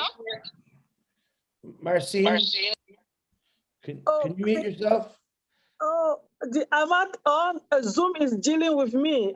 Oh, yeah. You always tell me that. Zoom is dealing with me. So I'm sorry if my hand is on. I hear the balance of my time for next Tuesday. Okay. All right. Thank you, Marcine. Merthlin, I will get you Janet's information if she's not on here already, because she might have went to bed, but I'll get you that information. Okay, Chris, thank you. You're welcome. Okay, there was another hand. Who was the last hand? Was it Marcine? Yes, it was Marcien. It was Marcien. Marcien. Go ahead. I'm going to get you because I love you. I'm sorry, Chris. Is Zoom thing? Zoom is dealing with me. I don't know where I am. It's going off and in. My hand is coming up and down. I hear the balance of my time to somebody else, please. Okay, well, there's nobody else, so you go right ahead. Oh my God. Anyway, it's a great webinar, and I just want to say that when OnPassive come up with all this opportunity, the first thing was to help everything that we have talked about tonight. It was to help the poverty everywhere around the world, and we don't have to do what has been doing before. We are looking for a new area. How are we doing things is not going to be the way that they have been doing it before. We have to bring some ideas, some new idea how to come up of doing things. So, and I think that we as OnPassive, we as founder, we are going to bring that idea, and those ideas are going to help us to do the great things. So let us not kill ourselves by corruption and any other thing, because we are not the corrupt people. We are going to be the corrected of the corruption. Thank you so much. You're welcome, Marcy. Thank you. And there's no way, listen, if I'm going to give my money to anybody, Nancy from Papua New Guinea, you're getting it. Nancy, go ahead and unmute yourself, please. Oh my goodness. Sorry, Chris. Love you all. I just want to say to us that corruption is everywhere. But listen, guys, if we start a school, if we start an hospital, my family is calling me to go now. If we start a school, if we start an hospital, if we do a project, let me tell us, buy every reseller position for everybody involved in your community. Put all these children to a reseller position, put all the women, everybody. We don't have to worry about the government. Just forget about the government, because there's a corruption that has been there for ages. This demon doesn't die until Jesus comes back. So let's do it differently, like what Marcin has said. Let's do it differently. Buy a reseller position, put everybody in so they can earn something and they can have a life to continue to live. That's how we're gonna impact the world. And remember, Mr. Ash just said the other day that 8 billion people on the planet will be impacted by the projects of OnPassive, by the physical products of OnPassive. So why are we worried about? What are we worrying about? Our problems have been solved. Come on, guys, think different, think different. So we don't have to worry about corruption. We are the correction. So if we are the correction, come on. 8 billion people will be impacted. Mr. Ash said from the youngest to the oldest, 8 billion on the planet will be impacted. That means that all our problems will be solved. And if we can just get everybody on reseller position with OnPassive, that's it. That's the beginning of correcting that corruption. And we're gonna go. Love you all. I have to get out of here. Thank you, Chris. Thank you, Martin. Thank you, Marcin. Thank you, everybody. Mwah! Love you all from PNG. You all rock. Thank you very much. Love, love. Goodbye. Thank you. Hey, guys, that's what you call being taken to church right there. Thank you, Nancy. Good luck. All right, Ty, you're the last one. You just had to throw your hand up, didn't you? Look, yeah, Marty's giving me the fist now. Go ahead. Nancy, and Nancy's the one that started. She got me started. I'm sorry, I can't help it. I love that. I love you, Nancy. You crack me. You're amazing. That's right. That's right. God bless you, man. Thank you. Thank you, Ty. All right, nice to hear. All right, we did it. We did it. We did it. We got everyone's hand in. Sorry I had to rush you, but we actually made pretty good time. I want to personally thank Daryl Cook, who just finished the notes. Daryl Cook works all the notes for the show. I want to thank Lynn Nakamoto for running the show, running the panel, bringing people in, letting me know what's going on. Julie Wen for running the panel, let me know what's going on, and the advertisement, Marty for opening it. I appreciate all the leadership that came on here tonight. Mike Ellis was a surprise for me. Thank you, Mike.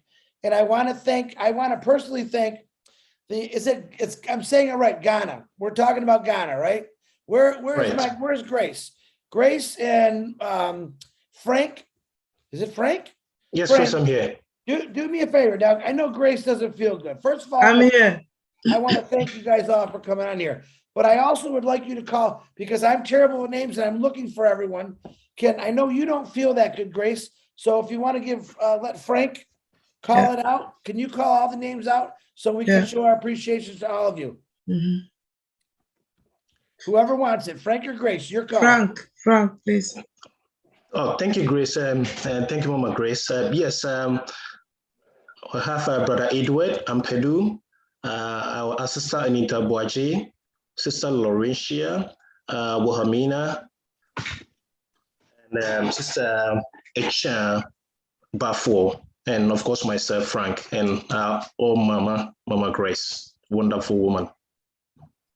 We just want to say thank you so much for welcoming us, for giving us the opportunity to share our issues back home with you. And we appreciate all the support, the opportunity given us. And we are glad to be part of this wonderful family. We pledge to give back to our country and make Asheville proud, because that is what his vision is, to enable us to also enable other people. Thank you. Wow, thank you, Frank. Grace, would you like to say anything? I know you don't feel good. You like to say a few words? Oh, you got it all over me. Go ahead, Grace. Thank you, everyone, for coming.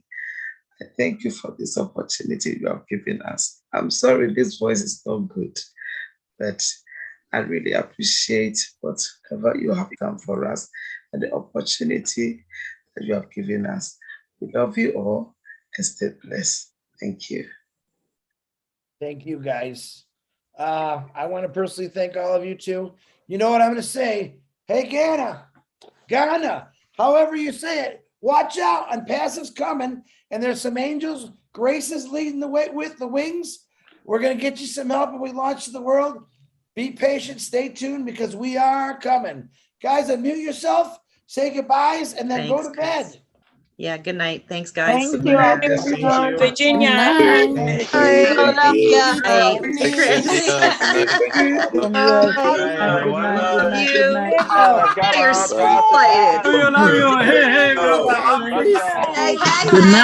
Good night, everyone. Good night, Everyone. We are in it together. Thank you. Good night. Good night. Guys. Good night. Love you. Bye-bye. Thank you. Thank you so much. Good night. Night, everyone. Bye. Bye, Norel. Thank you. Bye. We love you, Norel. Thank you. Night, Chris. Night, Norel. Night, Liam. Bye, Angeline. Hi, Sugar Doll. Hi, Auntie Lee. Thank you. Yes. Hi, Richard. Bye.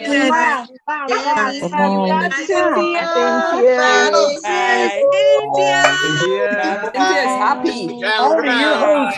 Bye. Your host. Good night, Lori.